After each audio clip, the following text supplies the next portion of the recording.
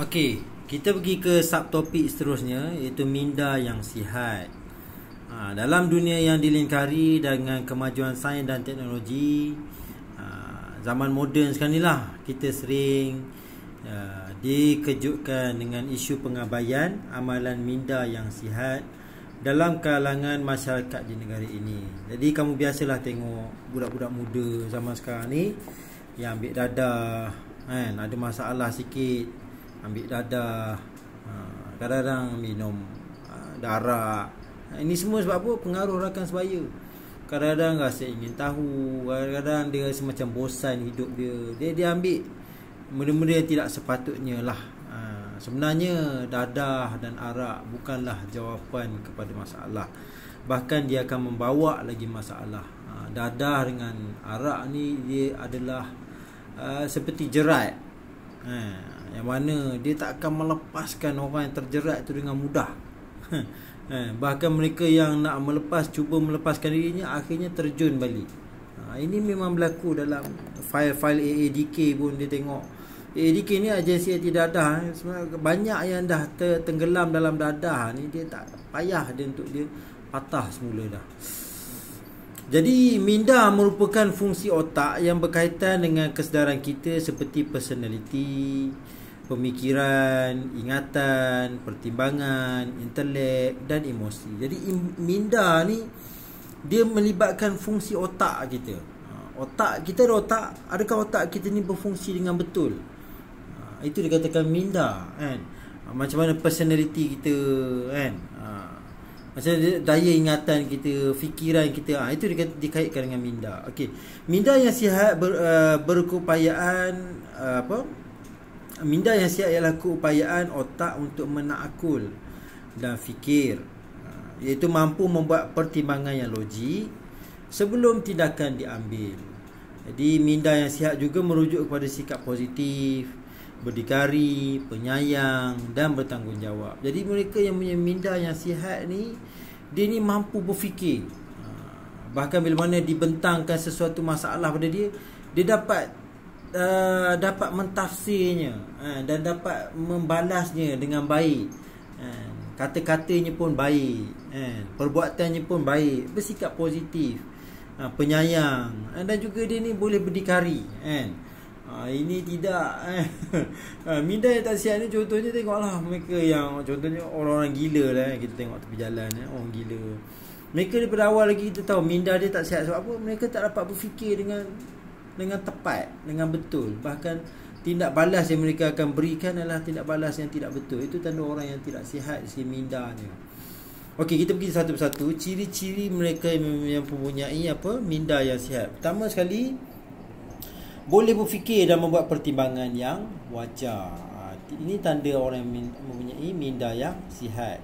Dia dapat berfikirlah apa nak buat hari ni, apa yang patut dia buat, apa yang patut dia utamakan. Macam kamu belajar sebagai student, yang patut kamu utamakan apa dia? Belajar betul-betul. Untuk apa? Demi masa depan kamu, kan? Dan juga mampu mengesan rangsangan dan bergerak balas dengan sewajarnya. Mereka yang ambil dadah ni, dia memang kita akan dapat tengok mereka ni lembab, lembab selembab-lembabnya. Sebab apa? Sebab dari segi otaknya pun tak dapat nak mentafsir, kan? Dia tak dapat nak mengesan rangsangan, impuls pun tak sampai ke otak. Itu masalah mereka mengambil dadah ni, kan? Boleh mengingati peristiwa silam yang sedih dan gembira. Ada orang minda yang tak sihat, dia lupa. Dia tak tahu apa. Yang dia tahu dadah. Yang dia tahu dadah je, kan?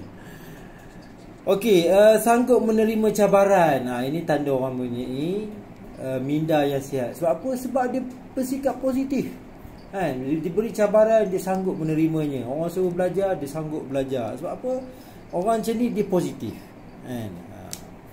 Okey, mampu membezakan antara yang betul dengan yang salah. Dia tahu, kan? Dia tahu buat benda curi barang orang salah. Dia tahu, mesti kena, nanti akan dikenakan tindakan, polis akan tangkap.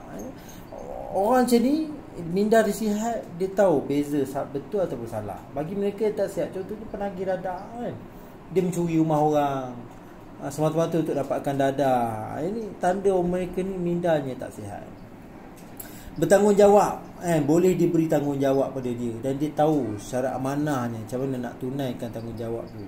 Hidup tenteram dan mempunyai pandangan positif terhadap kehidupan. Dia nak meneruskan kehidupan dan dia tahu masa akan datang ni lebih cerah untuk dia. Orang ni orang minda dia yang positif, minda yang baik, bebas daripada prasangka. Dia tak prasangka buruk pada orang.